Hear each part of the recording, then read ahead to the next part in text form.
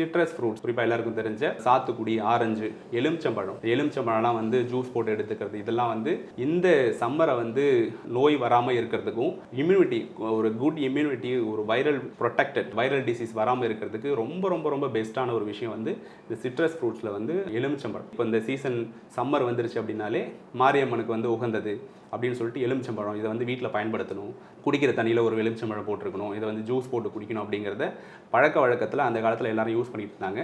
So இந்த காலத்தில் அதிகமாக சிட்ரஸ் ஃப்ரூட்ஸ் இது மட்டும் இல்லாமல் எல்லா நீர்ச்சத்து இருக்கக்கூடிய வெள்ளரி பழம், இந்த கிருணி பழம், நம் நாட்டு வழக்கத்தில் இருக்கக்கூடிய பழங்களை வந்து அதிகமாக சாப்பிட்றது வந்து ரொம்ப ரொம்ப நல்லது. இப்போ வெளிநாடுகள்லேருந்து வரக்கூடிய பழங்களை வந்து இது வந்து அட்ராக்டிவாக இருக்குது, இது நல்லது அப்படிங்கிறத விட நம்ம நேச்சுரலில் வளர்ந்த பழங்கள், ஏன்னா அதுதான் வந்து அப்போ பறித்து அப்போயே கலெக்ட் பண்ணி கொஞ்சம் நல்லா சாப்பிட்ற மாதிரி இருக்கும். இப்போலாம் வந்து வெளிநாடுகள்லேருந்து 20 நாள் 30 நாள் அந்த பழங்களை வந்து பதப்படுத்தி வச்சு அதை சாப்பிட்றாங்க. பதப்படுத்தி சாப்பிடும்பொழுதும் நம்மளுடைய வயிறு டிஸ்டர்ப் ஆகிட்டு அது நம்மளுடைய இம்யூனிட்டியை வந்து குறைக்க தான் செய்யும்.